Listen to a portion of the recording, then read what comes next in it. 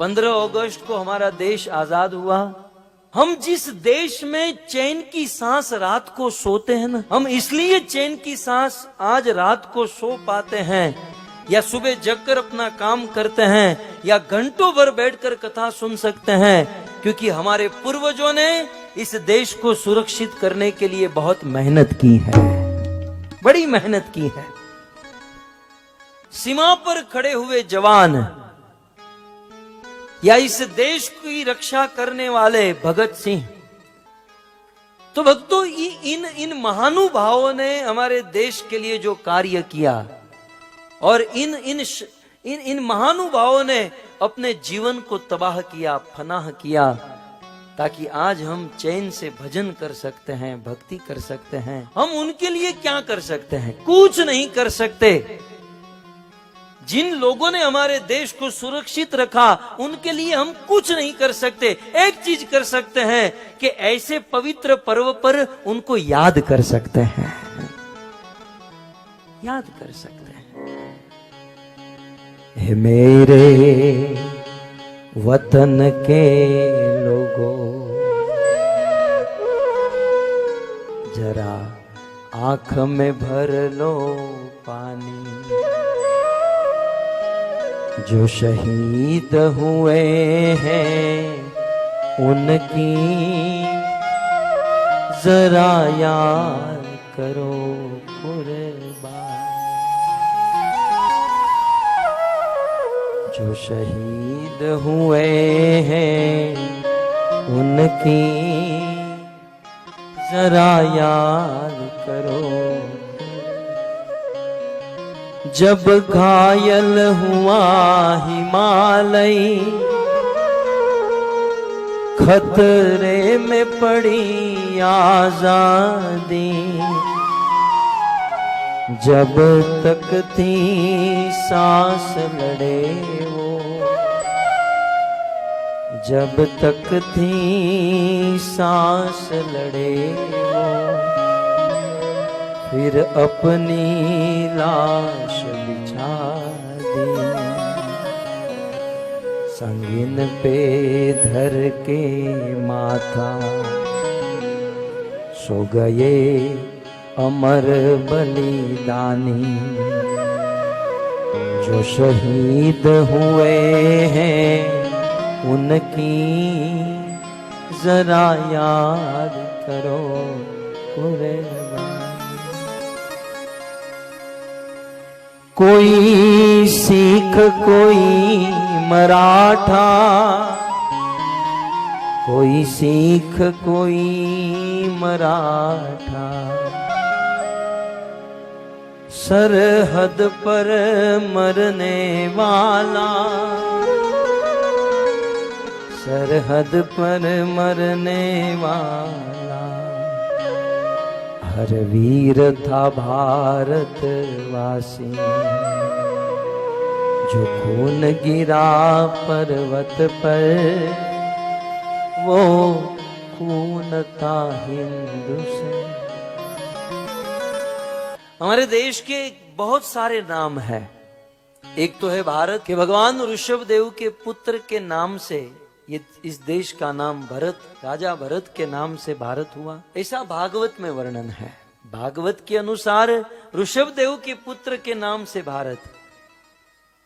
परंतु महाभारत के आदि पर्व में 74 नंबर के अध्याय के 131वें श्लोक में ऐसा लिखा है कि हमारे देश का नाम भारत राजा दुष्यंत और शकुंतला के पुत्र भरत के नाम से हुआ। इसे हमारे देश को इंडिया भी कहते हैं। हमारे देश को इंडिया कहते हैं सिंधु नदी के इंडिस नाम से हमारे देश का एक दूसरा नाम हुआ इंडिया। हमारे देश को हिंदुस्तान भी कहते हैं। अरब, अफगानिस्तान आदि गल्फ कंट्री के जो लोग हैं वे हमारे देश को हिंदुस्तान कहते हैं। हिंदुस्तान का अर्थ होता है हिंद की भूमि। स्थान माने भूमि, हिंद की भूमि हिंदुस्तान। हमारे देश का चौथा नाम है आर्यव्रत, आर्यवर्त। हमारे देश को आर्यवर्त भी कहते हैं। ये आर्यों की भूमि हुआ करती थी, बड़ी सुसंस्कृत लोगों की भूमि हुआ करती थी। हमारे देश का पांचवा नाम है जम्बू द्वीप। इस भारतवर्ष को जम्बू द्वीप भी कहते हैं। इस देश का छठा नाम है अजनाभ वर्ष। अज माने भगवान ऋषभदेव स्वयं भगवान, नाभ माने महाराज नाभि। अज और नाभि के नाम से हमारे देश का नाम अजनाभ वर्ष भी हुआ करता था। और सातवां हमारे देश को, जैसे पेट नेम होता है ना, अपने बच्चों का ऐसा एक प्रेम से नाम रखते हैं। जैसे जिसकी कथा हम गा रहे हैं, इनका नाम है राम। वशिष्ठ जी ने भगवान का नाम रखा राम, लेकिन कौशल्या राम कह के नहीं बुलाती थी। कौशल्या भगवान रामचंद्र को राघव कह के बुलाती थी। मां कौशल्या प्रेम से राघव कहती थी। ठीक उसी प्रकार हमारे देश को किसी सदी में सोने की चिड़िया कहा जाता था। यह भारतवर्ष सोने की चिड़िया हुआ करता था। हमारा देश बहुत धनी था। इकोनॉमिक में पूरी दुनिया में सबसे आगे हमारा यह देश भारत था। हमारे भारत की एक विशेषता मैं आपको बताऊं। हमारे भारत की विशेषता यह है कि विविधता में एकता। हमारे देश में कितनी विविधता है, हमारे देश में धर्म कितने हैं। भारत में जितने धर्म हैं उतना दुनिया में कहीं और इतने धर्म नहीं है। असंख्य धर्म भारत में। हिंदू में भी कितने सारे धर्म, लेकिन असंख्य धर्म, विविधता होकर भी भारत में एकता है। मुझे महाभारत का प्रसंग याद आ रहा है कि एक समय किसी ने दुर्योधन को हरा दिया और दुर्योधन को बंदी बना लिया। तब युधिष्ठिर महाराज ने भीम और अर्जुन को भेजा, जाओ और दुर्योधन को मुक्त करा कर लाओ। भीम और अर्जुन कहने लगे, भैया लेकिन दुर्योधन तो हमारा शत्रु है। दुर्योधन तो हमें बहुत मारने का प्रयास किया, वो तो हमारा दुश्मन है, और यदि किसी ने दुर्योधन को पकड़ लिया तो हमारा काम आसान हो गया। आप हमें उसे छुड़ाने के लिए क्यों कहते हैं? महाभारत में धर्मराज युधिष्ठिर ने बहुत सुंदर बात बताई भक्तों, कि हम मानते हैं कि दुर्योधन हमारा शत्रु है, उन्होंने हमारे साथ गलत व्यवहार किया, हमारे लिए दुर्योधन शत्रु है। लेकिन जब दुनिया के सामने हम खड़े हैं, मतलब हम 5 भाई हैं, पांडव 5 हैं, अर्जुन हम 5 हैं, लेकिन दुनिया वालों के लिए हम 5 नहीं, हम 105 हैं। हम 105 हैं। हमारी आपसी जो दुश्मनी, आपसी जो झगड़ा है, वो हमारे घर का है। जब दुनिया वाले हमारे सामने खड़े हो तो हम 5 नहीं, हम 105 हैं। ये भारत देश है। इस देश में सब लोग अपने अपने मजहब, अपने अपने धर्म में स्थित हैं, लेकिन जब कोई आपत्ति आ जाती है तो हमारा देश एक होकर, विविधता में एक होकर खड़ा रहता है, धर्मराज युधिष्ठिर की तरह। और इसीलिए तो प्रदीप जी ने लिखा ना,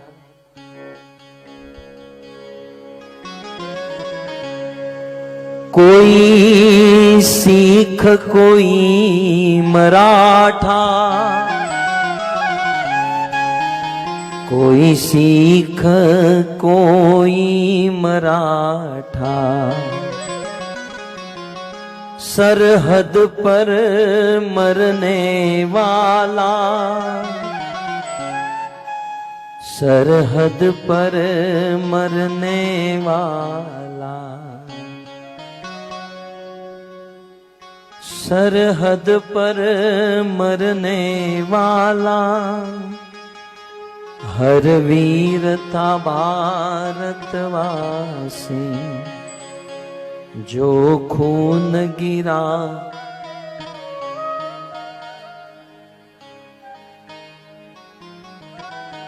प्रदीप जी लिखते हैं कि युद्ध करते हुए कौन गुरखा, कौन मराठा, कौन सिख, युद्ध करते हुए जो खून गिरा वह खून भारत का था। वो खून था हिंदुस्तानी, जो खून गिरा पर्वत पर। वो खून था हिंदुस्तानी, जो शहीद हुए हैं उनकी जरा याद करो।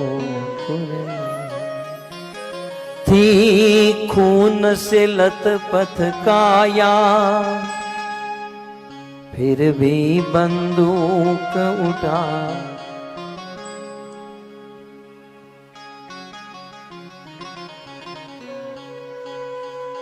कहने का अर्थ यह है कि हम आपस में, हमारे मजहब कुछ भी हो, लेकिन विविधता में हमारी एकता है। ये हमारे भारत की बड़ी महिमा है।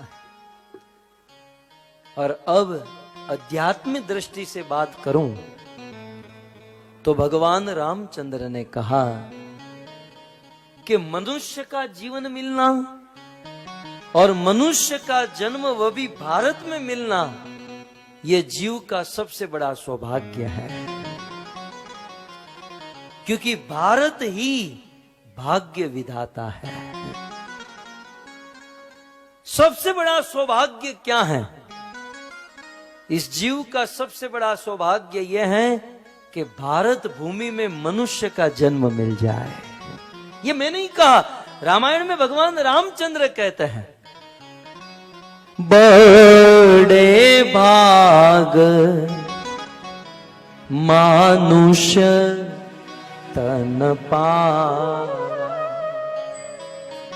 सुर दुर्लभ मुनि संत रुगा। भारत में जन्म मिलना यह बहुत बड़े सौभाग्य की बात है। बड़े भाग। भगवान रामचंद्र जब अयोध्या के राजा बने, राजा बनकर प्रथम प्रवचन किया और अपनी पूरी अयोध्या को संबोधित करके कहा कि हे मेरे अवधवासियों, हे मनुष्यों, हम बहुत बड़े सौभाग्यशाली हैं क्योंकि हम सब का जन्म भारत देश में हुआ। भक्तों, अभिमान तो नहीं लेकिन गौरव तो जरूर है कि जन्म भारत की भूमि पर हुआ।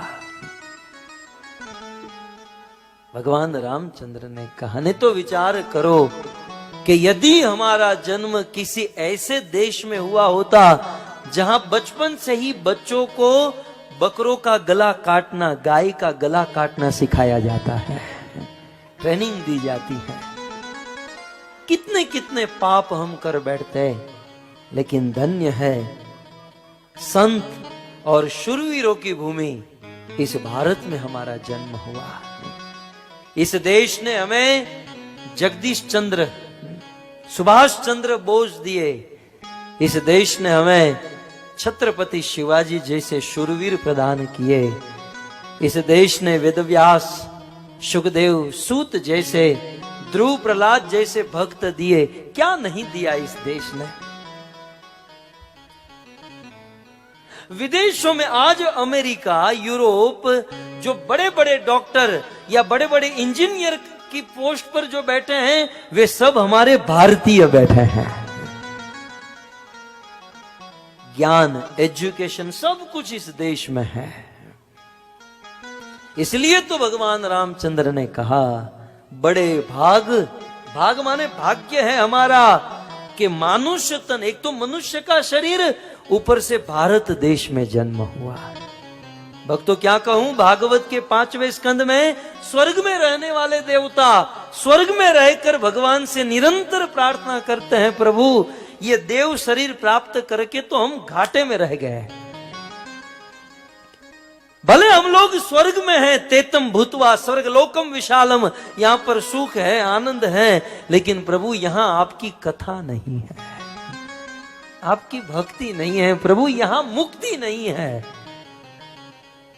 प्रभु यदि आप हम पर कृपा करो तो हमें मनुष्य का जन्म मिले और भारत भूमि में आप ऐसा आशीर्वाद है, श्री चैतन्य की इस भूमि पर हमें जन्म मिले, आप हमें ऐसा आशीर्वाद कीजिए।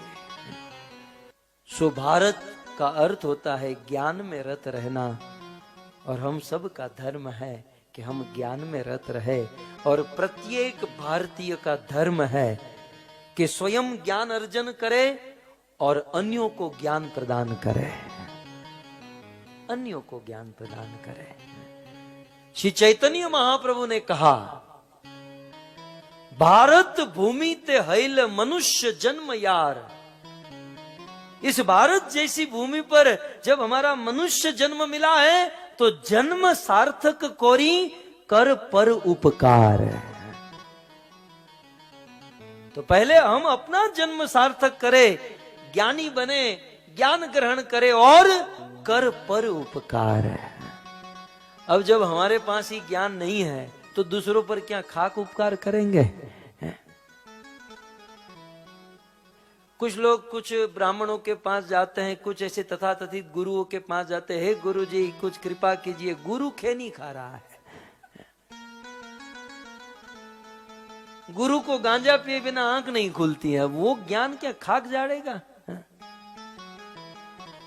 इसलिए महाप्रभु का बहुत सुंदर वचन, भारत भूमि हैल मनुष्य जन्म जा।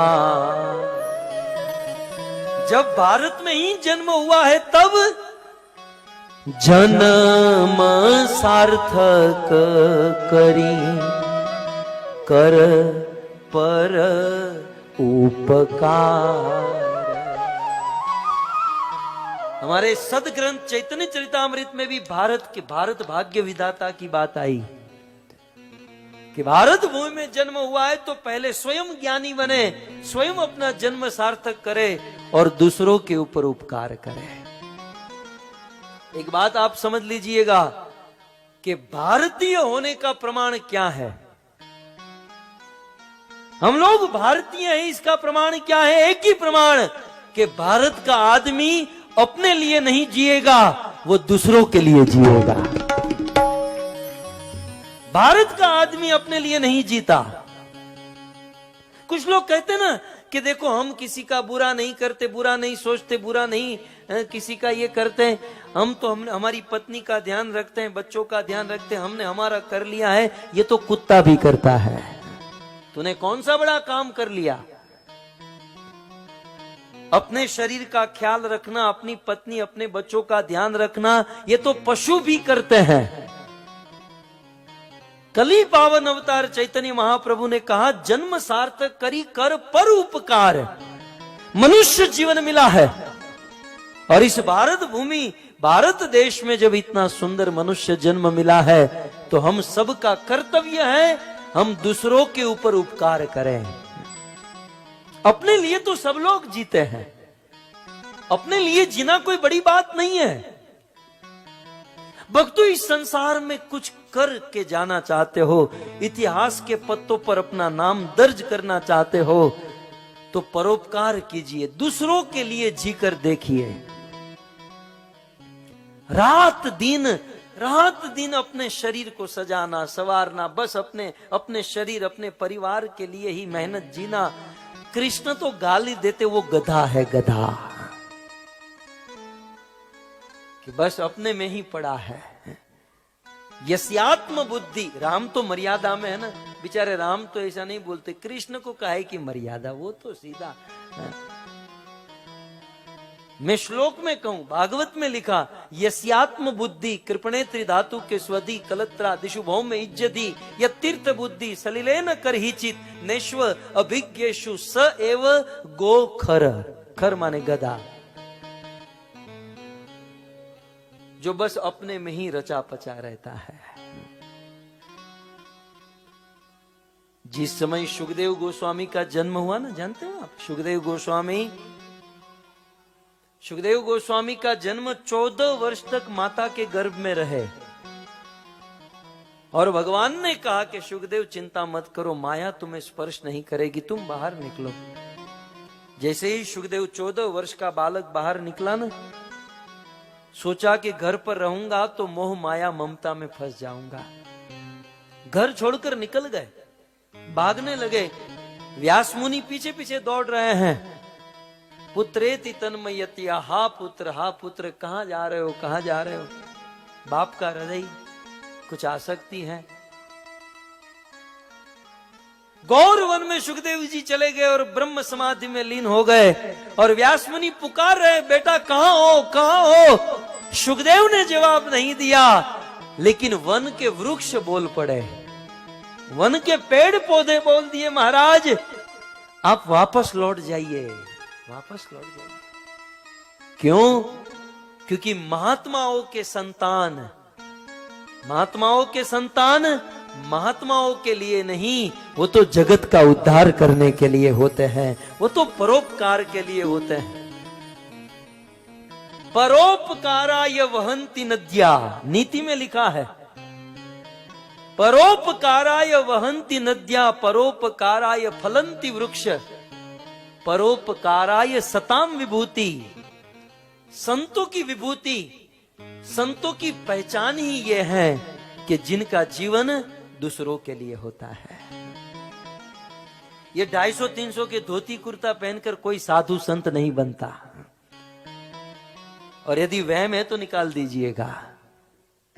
गोस्वामी तुलसीदास जी की भाषा में, शास्त्र की भाषा में जब पूछा गया संत कौन, साधु कौन,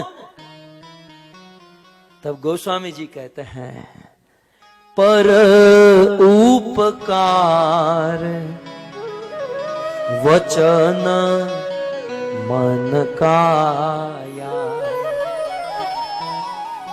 संत सुभाव सहज खगराया। कागभूषणी जी गरुड़ जी को कहते हैं, गरुड़ हे खगों के बादशाह, हे खगों के देवता गरुड़, पर उपकार वचन मन काया, संत सुभाव सहज खगराया। खगराज, संत वो है जो मन वचन और कर्म से मात्र और मात्र दूसरों के लिए जीते हैं, परोपकार करते हैं, परोपकार।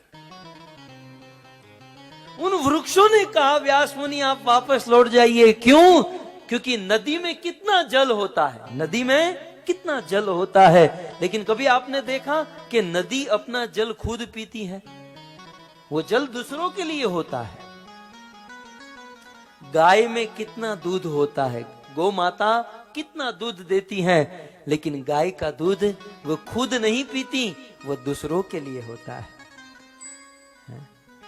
ये वृक्षों पर कितने फल लगते हैं, लेकिन कभी आपने सुना देखा कि वृक्ष अपने फल खुद खाते हैं? वो फल दूसरों के लिए होते हैं। जैसे नदी का जल दूसरों के लिए होता है, गाय का दूध दूसरों के लिए होता है, वृक्षों के फल दूसरों के लिए होते हैं, वैसे संतों के जीवन अपने लिए नहीं, दूसरों का उद्धार करने के लिए होते हैं, परोपकार करने के लिए होते हैं। ये है भारत की पहचान। यदि हम भारतीय हैं तो दूसरों के लिए जिए, ये संत की पहचान है। वो प्रसिद्ध घटना आप सब जानते होंगे कि एक महात्मा जी नदी में स्नान कर रहे थे। स्नान करते करते हाथ में जल सूर्य देव को अर्पण करने गए तो एक बिच्छू हाथ में आ गया। बिच्छू आए तो महात्मा जी ने देखा कि बेचारा डूब रहा है, तो इसे किनारे पर छोड़ दूं। उस बिच्छू को हाथ में लेकर किनारे छोड़ने गए। अब बिच्छू का स्वभाव डंक मारना, उस बिच्छू ने जोर से डंक मारा, महात्मा का हाथ कांप गया।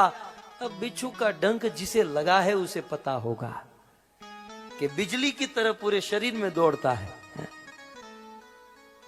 महात्मा का हाथ कांप गया, बिच्छू गिर गया। फिर से महात्मा खोजने लगे, बिच्छू को फिर से हाथ में लिया और चलने लगे। बिच्छू ने फिर से डंक मारा। बिच्छू बार बार डंक मार रहा है और महात्मा जी बार बार उसे उठाकर किनारे पर लेकर जा रहे हैं। किनारे पर कोई सज्जन खड़े थे, उन्होंने कहा महात्मा जी आप महात्मा हो, इतने बुद्धिमान हो, महात्मा जी इस बिच्छू को छोड़ दो। आप जानते नहीं बिच्छू का स्वभाव है डंक मारना, वो आपको डंक मारे बिना नहीं छोड़ेगा। उस समय भारत के उस महात्मा संत ने इतना ही कहा कि इस सृष्टि का एक साधारण जीव बिच्छू जब अपना स्वभाव नहीं छोड़ सकता है, मैं तो भारत का संत हूं, मैं मेरा स्वभाव कैसे छोड़ सकता हूं? एक साधारण शूद्र निम्न कोटि का जीव जब अपना स्वभाव नहीं छोड़ पाता, तो मैं तो संत हूं, मैं तो साधु हूं, मैं मेरा स्वभाव कैसे छोड़ सकता हूं? बिच्छू का स्वभाव है डंक मारना और मेरा स्वभाव है डूबे हुए को तारना। यह है संत जिसका जीवन दूसरों के लिए, मोमबत्ती स्वयं जल जाती है लेकिन प्रकाश देकर जाती है, अगरबत्ती स्वयं राख हो जाती है लेकिन दूसरों को सुगंध देकर जाती है। यह है भारतीय, यह है महान। जब इस प्रकार का भाव और स्वभाव है तब अपने आप को भारतीय कहने का अधिकार है, नहीं तो कल से भारतीय कहना बंद करो। यह है भारत। मुझे याद आ रहा है स्वामी विवेकानंद अमेरिका शिकागो की धरती पर उतरे और बहुत बड़े विद्वानों की सभा थी। स्वामी विवेकानंद आपके बंगाल से, मैं कुछ समय पहले शिकागो में मेरी कथा थी अमेरिका में, उस स्थान पर मैं जाकर आया, असंख्य विद्वान आकर बैठे। अब विवेकानंद जी हमारी तरह नहीं थे, समय के बड़े पक्के थे, बिल्कुल समय से पहले जाकर वहां ऑडिटोरियम में बैठ गए, अपनी भगवत गीता साथ में लेकर गए। विवेकानंद जी ने अपनी भगवत गीता रखी, दूसरे कोई विद्वान वहां के अमेरिका के आए, अब इनको नीचा दिखाने के लिए उन्होंने क्या किया, गीता के ऊपर अपना ग्रंथ रख दिया, गीता नीचे हो गई, उनका ग्रंथ ऊपर हो गया। तीसरा कोई विद्वान आया, वो अपना ग्रंथ रखा, चौथा पांचवा, इतना बड़ा थप्पा हो गया सबके ग्रंथ विवेकानंद के ग्रंथ के ऊपर। सब लोग आकर भाषण करने लगे। अनाउंसमेंट हुआ कि भारत से आए हुए, बंगाल से आए हुए संत विवेकानंद जी आए और दो शब्द कहे। विवेकानंद जी ने कुछ नहीं कहा, अपनी जो गीता रखी थी ना उसे उन्होंने ले लिया। जैसे ही भगवत गीता ली सारे ग्रंथ गिर गए। विवेकानंद जी ने इतना ही कहा कि ये तुम जितना भी लिखे हो इन सब का आधार भगवत गीता है, यदि गीता को हटा लूं तुम सब गिरे हुए हो। ये हमारा देश, ये हमारे ग्रंथ की गरिमा है भक्तों। हमारा देश धन्य है, हमारे ग्रंथ धन्य है, हमारी इस धरती के संत धन्य है। हमें गौरव लेना चाहिए। कई बार लोगों को कहने में भी लज्जा कुछ लोगों को आती है, हम भारतीय हैं। अपने आप को भारतीय कहने का गर्व समझे, क्योंकि ये देश हमारे भूतकाल में दुनिया में सबसे नंबर 1 पर था और आने वाले भविष्य में भी जब इस देश की संस्कृति को लोग समझेंगे सबसे आगे निकल जाएगा। तो ऐसे भारत देश में हम लोग रहते हैं, परोपकार की भावना हम सबके अंदर है।